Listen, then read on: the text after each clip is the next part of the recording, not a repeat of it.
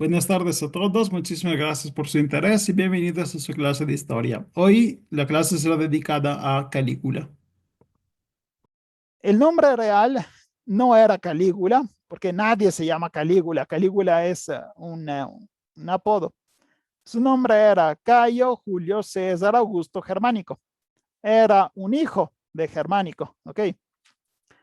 ¿Por qué se le conoce con el nombre Calígula? Porque por gran parte de su infancia él creció con el ejército. Su padre era un gran militar y él también claramente fue ¿cómo se puede decir? Fue mandado en el ejército para crecer con los soldados y posiblemente imitar o seguir los pasos del padre. Los romanos usaban unos zapatos particulares si iban a la guerra, que son las cáligas. La que están viendo es una cáliga. Se reconoce que es un zapato militar porque tiene la parte baja muchas puntitas de metal que permitía evitar de resbalarse. Los militares se posaban todo el tiempo en el lodo. No piensen que iban luchando en el concreto, ¿no? Entonces necesitaban estar seguros que el pie quedara bien firme, porque si te resbalas y estás en el frente, normalmente significa que estás muerto, porque ya le estás dando la espalda al enemigo, ¿no? Y estás en el piso. Entonces, la cáliga era el zapato típico militar y siendo que este niño, Cayo, siempre iba con este tipo de zapato, lo llamaron Calígula, que significa simplemente zapatito. ¿Ok? Calígula, entonces, es un apodo, pero ya en su época lo conocían así, no es algo moderno, es algo ya antiguo. Entonces, fue educado entre los militares. La plebe urbana, o sea, el pueblo de Roma, conservaba un gran recuerdo de Germánico. Y el prefecto, que se llamaba Sutorio Macrón, con las cohortes pretorias lo querían como nuevo emperador. Y así el Senado lo confirma como emperador el 18 de marzo del 37, cuando este Calígula tenía solo 24 años. Yo digo solo 24 porque ves, me parece algo joven. En realidad, en la época romana, 24 ya es un adulto. Pero les voy a dar un truco.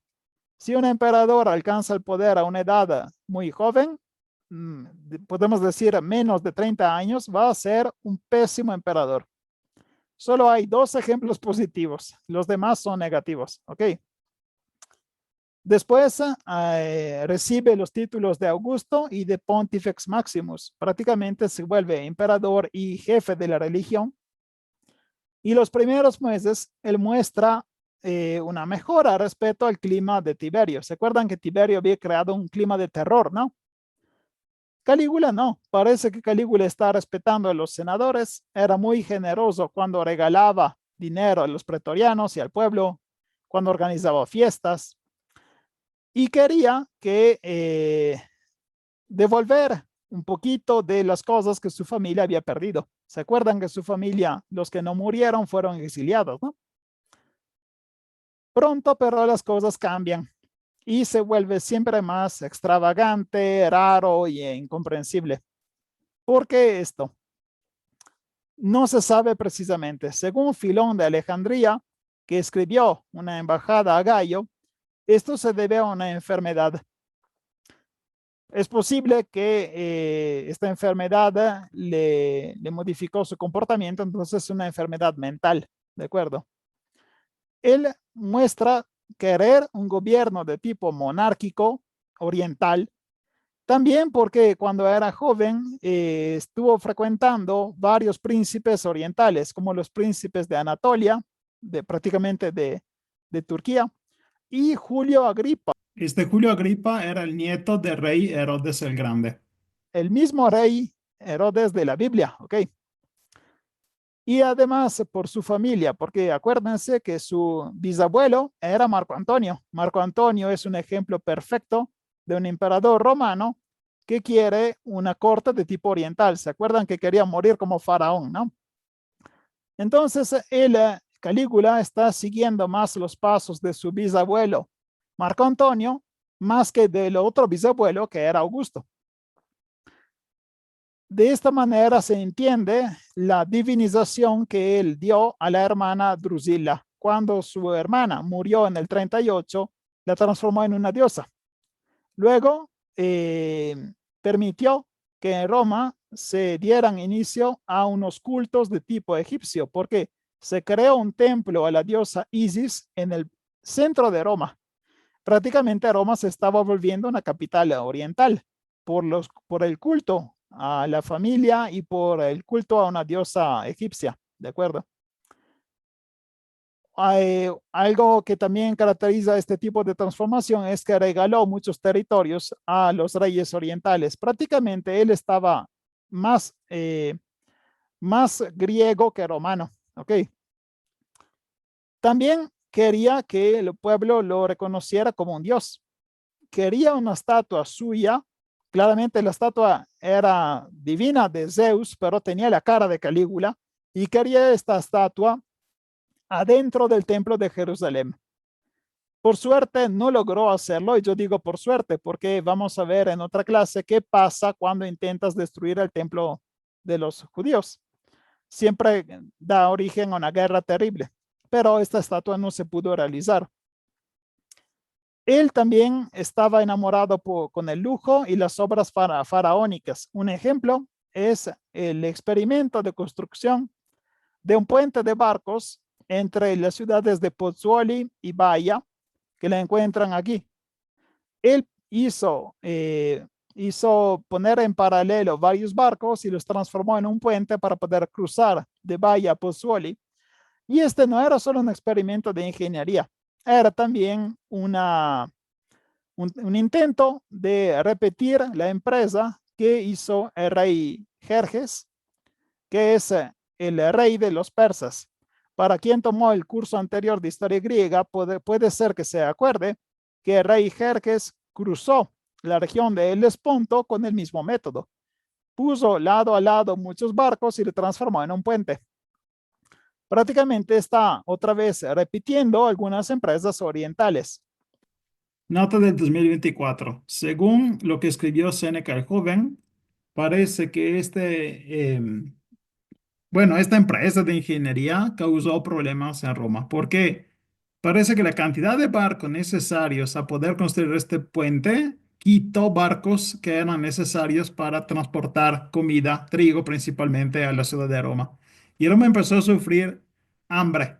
Entonces imagínense el nivel de compromiso que tenía Calígula por la realización de este eh, puente y al mismo tiempo el valemadrismo que tenía hacia la ciudad de Roma, al punto que, sin importarle la consecuencia, se realizó, pero la ciudad sufrió por esta empresa de ingeniería del emperador.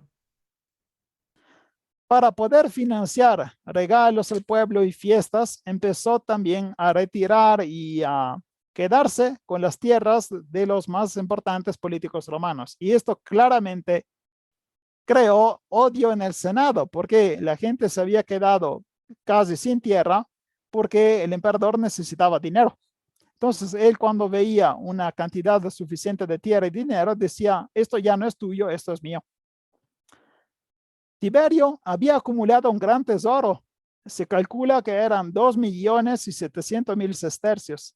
Y esta enorme cantidad de dinero fue completamente vaciada en un solo año de gobierno de Calígula, entre el 38 y el 39. ¿Por qué? ¿Cómo es posible? El hecho es que en el año 37 se enferma Calígula. ¿Se acuerdan que les dije que fue una enfermedad que arruinó Calígula, no? Una teoría dice que había utilizado un afrodisíaco que le arruinó la cabeza. Los historiadores modernos, pero están hipotizando otros tipos de enfermedades como esquizofrenia, epilepsia, hipertiroidismo y una forma de sífilis que tiene consecuencias neuronales. O sea, de algún lado o de otro, por una enfermedad de tipo viral, bacterial o de una enfermedad mental, se perdió el emperador en el año 37. Y esto es demostrado también porque después del 37 parece otra persona. Entonces Calígula no es malvado, está enfermo y la gente en esa época no podía ponerlo en el manicomio, en el loquero, porque era el emperador. No había aún un sistema de poder defenderse de un emperador loco.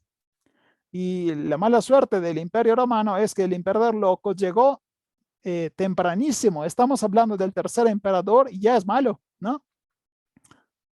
En el 36, también, bueno, ahorita empezamos al chisme, porque él también tuvo bastantes problemas con las mujeres. En el 36 se muere su primera esposa y empieza una relación con Enia Trasila. Esta Enia Trasila era la esposa del prefecto del pretorio Macrón. Entonces, estaba casada esta señora, pero tenía un amorío con el emperador y era público. Al final del 37, durante la boda entre Gayo Pisón y Livia Orestila, que son un senador y su esposa, ordena al marido de rechazarla para que él se pudiera casar con su esposa. Imagínense qué linda boda que en el mero día de la boda llega el emperador y te la roba, ¿no? Pocos días después, pero Calígula se cansa de ella y la manda en exilio. O sea, ni siquiera se la devuelve a su esposo, la saca del imperio.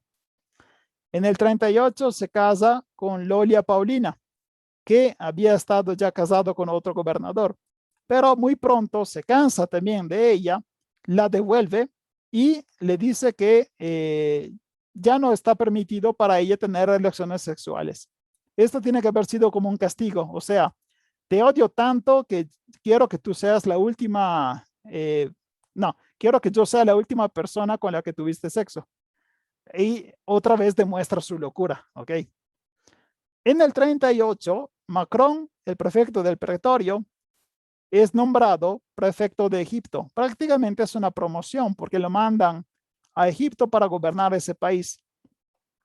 Pero si se acuerdan, el prefecto del pretorio era el esposo de su amante, Enia Trasila, ¿no?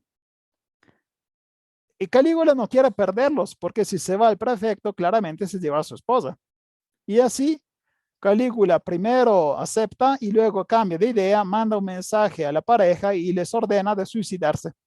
Ni siquiera los mata. Imagínense qué horrible que te obligue a suicidarte, ¿no?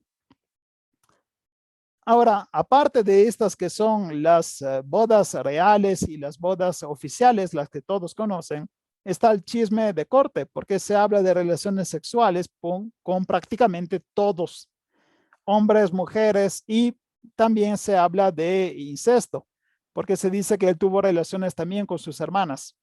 No estamos seguros porque realmente no hay una prueba real de incesto. Es probable que esta sea una calumnia, un chisme negativo que los senadores crearon porque querían que se le pegara a la figura perfecta del tirano. El tirano es una persona que no solo no respeta las leyes, sino tampoco la moral. Entonces, que él fuera una persona que practicaba el incesto era una manera fácil de destruirlo a nivel político. ¿De acuerdo? Otra cosa que lo hizo famoso es la cuestión del caballo, ¿no? Calígula se dice que nombró senador a un caballo. Su caballo se llamaba Incitatus. Esta se mostró siempre como una prueba del hecho que Calígula estaba loco, ¿no? ¿Ves? Me parece bastante lógico. Si tú nombras a senador tu caballo es porque no estás tan bien, ¿no? En realidad, a nivel histórico, es probable que Calígula nombró senador el caballo para insultar a los senadores, porque estaba diciendo, son tan inútiles que su trabajo lo puede hacer mi caballo. Ustedes no sirven. Entonces, más que ser una prueba de locura, es una prueba del desprecio, del odio que tenía Calígula por el Senado. Pero otra vez, este evento pasó después de la enfermedad. Entonces, también es posible que su locura lo empujó a tomar esta decisión. A nivel militarmente, tampoco fue un gran éxito, porque hizo dos expediciones, una en Germania y una en Britania, y las dos fueron ridículas. Les explico qué pasó.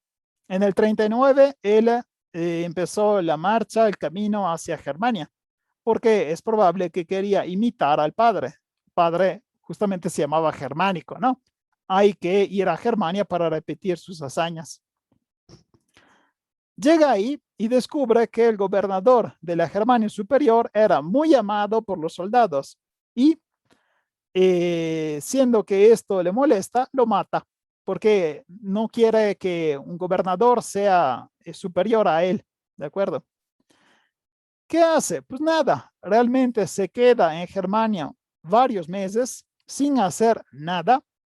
Y cuando un senador le dice algo, él dice, mira, yo estoy aquí poniendo en riesgo mi vida todos los días y no es cierto. Estaban literalmente parados, no estaban ni moviéndose ni atacando, estaban ahí como de vacaciones. Después que pasan estos meses, cambian de ruta y se avicinan a La Mancha. El canal de La Mancha es lo que separa a Francia de Inglaterra, ¿no? Y en la época separaba Galia de Britania. Cuando llega ahí, recibe como una embajada del hijo de un rey de los británicos. Pero esto fue el único evento realmente político y útil. El ejército tenía no solo listo todo para hacer la guerra, sino para conquistar ciudades. Tenían preparadas máquinas de guerra que podían sitiar a una ciudad que tenía muras. Y aún así, eh, otra vez alcanzó la playa y no hizo nada. La historia nos dice, nos cuenta un episodio simpático que es la declaración de guerra al mar.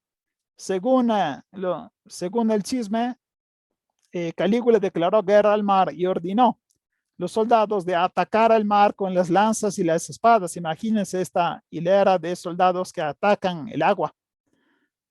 Pero este probablemente es un falso. Lo que sí es cierto es que este tipo de noticia puede haber sido copiada por un episodio real que es otra vez del rey Jerjes. ¿Se acuerdan que antes el puente de barcos fue construido para imitarlo, no? Otra vez Jerjes hizo fustigar al mar, hizo latigar el mar porque una tempestad destruyó una flota de los persas. Entonces, puede ser que este tipo de noticia llegó porque querían crear un paralelo perfecto entre Calígula y el rey Jerjes. Lo que sí es cierto es que terminando este periodo de vacaciones en la playa de Galia, ordena que se construya un monumento por la victoria y ordena a los soldados de recoger muchas conchas. O al menos esta es la traducción que nos dan los libros. Literalmente dice que los soldados tuvieron que recoger muchas conchas de la playa y construir el monumento de la victoria. Los historiadores intentaron interpretarlo porque, pues, se dan cuenta también ustedes, no tiene sentido, ¿no? Que los soldados recojan conchas. Entonces, hay dos interpretaciones. La primera, que está loco, y literalmente los soldados fueron obligados a recoger las conchas que estaban en la playa. Y la segunda es una metáfora, porque concha en latín, exactamente como en Argentina, la concha es la vagina. Entonces es posible que los soldados fueran obligados a recoger conchas, simplemente que hubo relaciones sexuales con prostitutas del lugar, como que tuvieron turismo sexual. Y esto fue casi una victoria romana. Pero bah, no se sabe nada. En realidad, estas dos campañas, la campaña en Germania y la campaña de Britania, fueron completamente inútiles. Se gastaron muchísimos recursos, dinero, soldados y para nada. No hubo muertos, claramente, porque nadie estaba luchando, pero fueron inútiles, ¿no? Entonces terminó esta campaña también en Britania con nada, nada de ganado. La gente ya se estaba hartando de Calígula, pues ya me harté yo describiendo sus locuras, ¿no? En el 39 hubo el primer complot para intentar de matarlo y fue organizado por miembros altos de la corte. Y en eso estaba también involucrado Lépido, que era su cuñado, y las hermanas Agripina Menor y Livilla. Pero a este complot Calígula logra sobrevivir. En el 41 hay otro intento de homicidio y esta vez sí logra matarlo. En este intento estaban como cómplices muchos senadores, los oficiales pretorianos, prácticamente los pretorianos, que en teoría son los guaruras del emperador, en realidad se organizan para matarlo. Y a matar al emperador es justamente un pretoriano en el sótano del Palacio Real. Esta es la primera vez que un emperador romano muere por mano de un pretoriano y absolutamente no es la última. Pero si quieren saber cuál fue el primer emperador romano matado con violencia, Calígula. ¿Ok? Y es también el primer emperador malo, si es por eso. Nota de 2024. Quien ejecutó personalmente el homicidio fue el prefecto Casio Querea, porque parece principalmente por cuestiones personales. Querea tenía una voz aguda y Calígula se burlaba muchísimo de él y parece que lo llamaba Gunis, que se puede traducir como nena o con cualquier otro tipo de insulto tipo homosexual. Y este obviamente ofendía de manera pesada a Querea y cuando estaba en servicio lo obligaba a hacerse llamar Amor o Venus, siempre para intentar burlarse de él. Entonces es él que al final decidió matarlo y al final fue una cuestión personal. La cosa es esa, la ridícula, ¿no? Que a pesar de todo lo malo que hizo Calígula, murió por haberse burlado de uno de sus hombres. A la muerte de Calígula le siguió la muerte también de su familia. Llegaron a asesinar a Milonia Cesonia, que era su esposa, y también la hija pequeña que habían tenido, Julia Drusila, fue lanzada contra una pared. El cuerpo fue llevado hacia un lugar de Roma llamado Orti Lamiani, que se encuentra en la colina Esquilino, y fue parcialmente quemado y cubierto de tierra. Cuando sus hermanas regresaron del exilio, regresaron a Roma, sacaron el cuerpo de la tierra y lo transportaron con sus cenizas en el mausoleo de Augusto, el mausoleo en donde están los cuerpos de la familia Julio Claudia. Ahora, ¿qué decir de este Calígula? Obviamente tiene una reputación muy mala, es conocido como el emperador loco, pero ¿realmente era loco? No sabemos, porque las fuentes que tenemos sobre él no son completas ni fáciles de leer. Hay escritores contemporáneos como Séneca el Joven y Filón de Alejandría, pero dan anécdotas sobre él, no dan realmente la historia suya. Y que realmente escribió sobre él, que es Tácito en los anales, tenemos la mala suerte de haber perdido exactamente la parte en donde se hablaba de él. Y las fuentes que son las principales para hablar de Calígula son Suetonio y Casio Dion.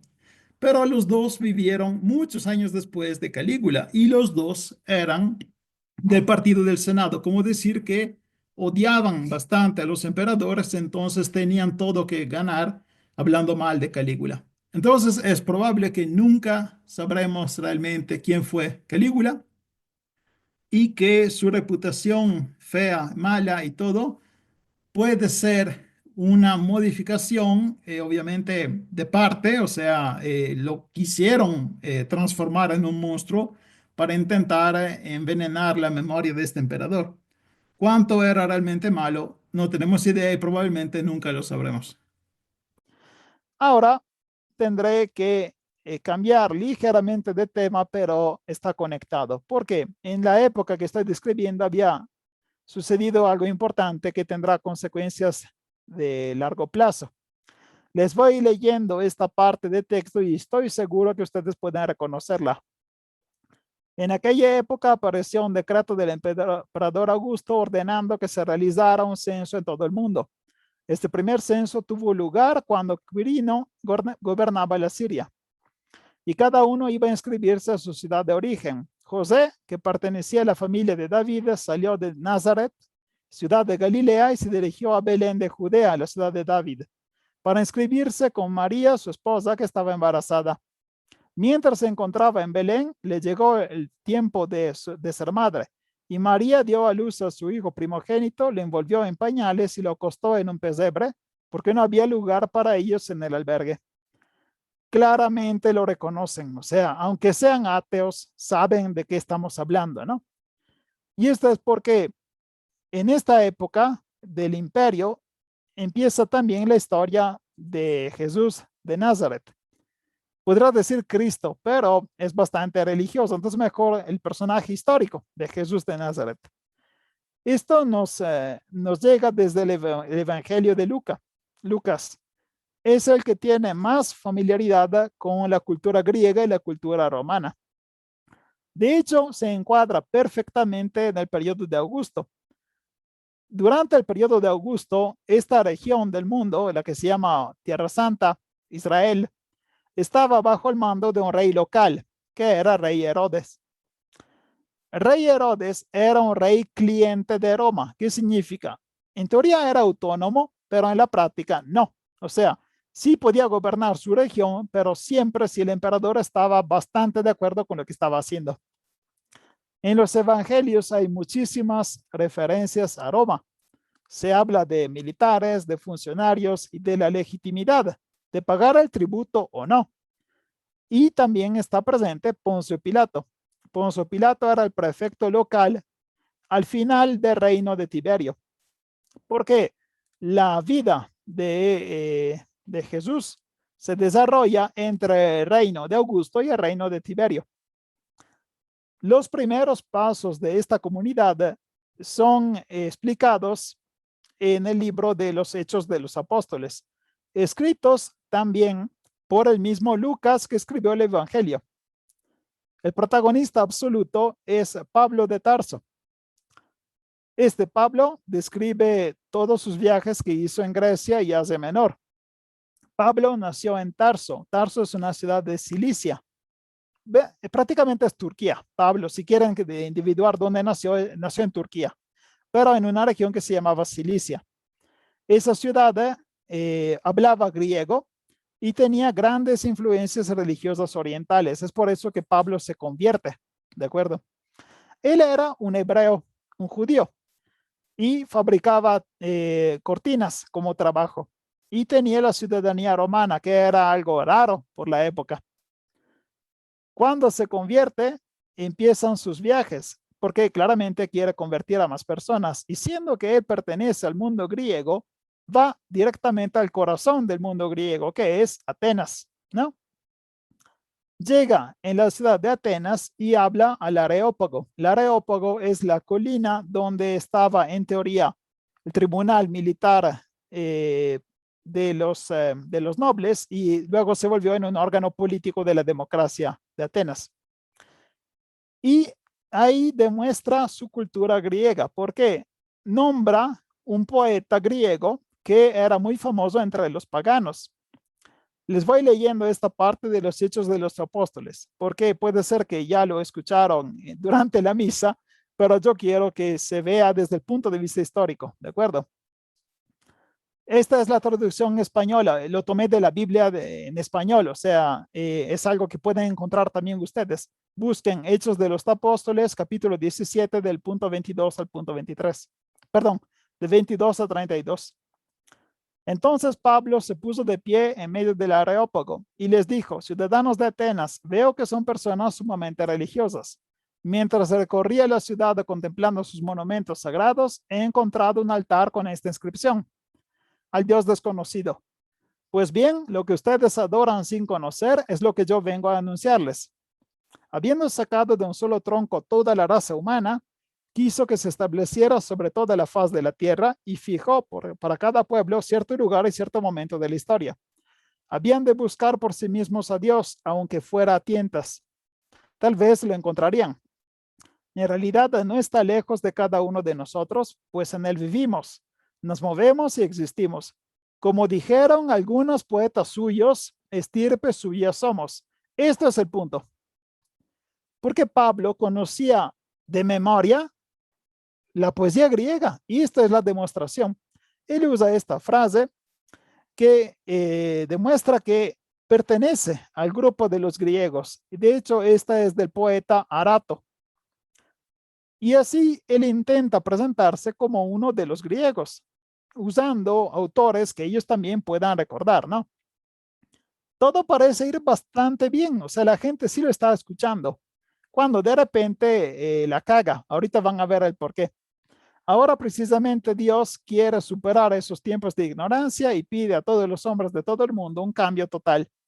Tiene ya fijado un día en que juzgará a todo el mundo con justicia, valiéndose de un hombre que ha designado y al que todos pueden creer, pues él lo ha resucitado de entre los muertos. En este punto la caga. ¿Por qué? Porque los griegos pueden aceptar que existía una persona importante que hizo muchas cosas buenas y todo, pero no que regresó de la muerte. Eso es absurdo. Y de hecho la Biblia lo muestra. Miren cómo termina. Cuando oyeron hablar de resurrección de los muertos, unos empezaron a burlarse de Pablo y otros le decían, sobre esto te escucharemos en otra ocasión. Como decir, sí, sí, ya, mejor regresa otro día, sí.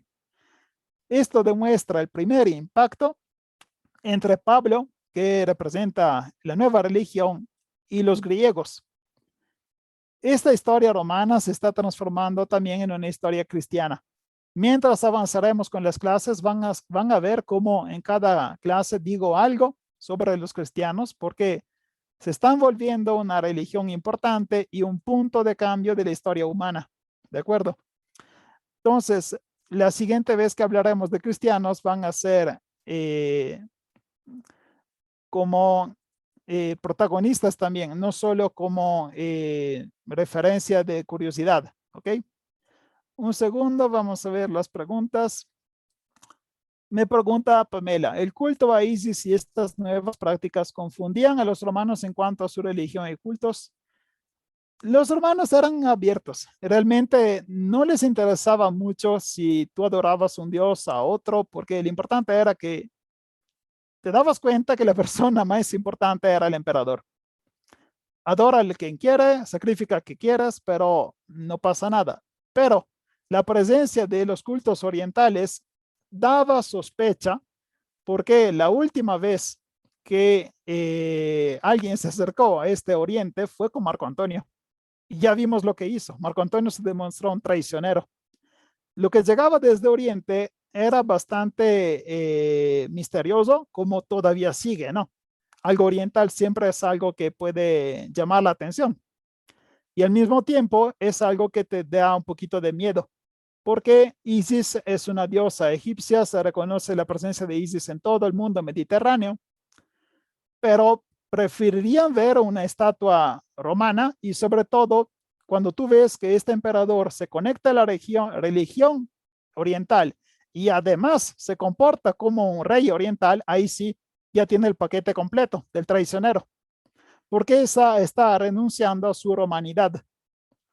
Van a ver también en las siguientes clases emperadores que se acercarán siempre más al oriente y van a ser simpáticos porque son experimentos únicos de unión entre Roma y Oriente y sí se pueden hacer. Y consulta de oráculos. Las consultas de los oráculos, no hubo obstáculos. En realidad, los oráculos siguen funcionando en paralelo a la vida normal. Cada vez que un emperador quiere saber qué hacer, puede consultar los oráculos. Cuando le vale completamente, haz lo que quiera y los oráculos se quedan como un subtítulo. O sea, si quieres leerlo, bueno, y si no, eres libre. Sí, la parte de Pablo y de la reacción de los griegos. Es que la Biblia no es un texto de historia, pero en la Biblia hay información histórica.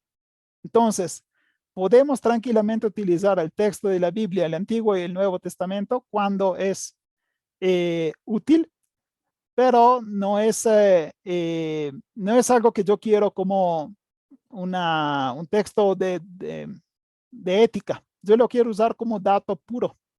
Si hay alguna información de tipo antropológico, de tipo económico, lo vamos a utilizar y van a ver cómo en las siguientes clases también algunos protagonistas que siempre escucharon en la misa van a presentarse como personaje histórico. ¿De acuerdo? Si les gustó la clase, pueden darle me gusta, compartirla y suscribirse al canal. Los enlaces de Spotify están disponibles en la página del canal de YouTube y si quieren apoyarme también pueden encontrar el enlace de Buy Me a Coffee en el que pueden comprar café o una clase sobre el imperio sirio que es para los patrocinadores. Muchas gracias, hasta luego.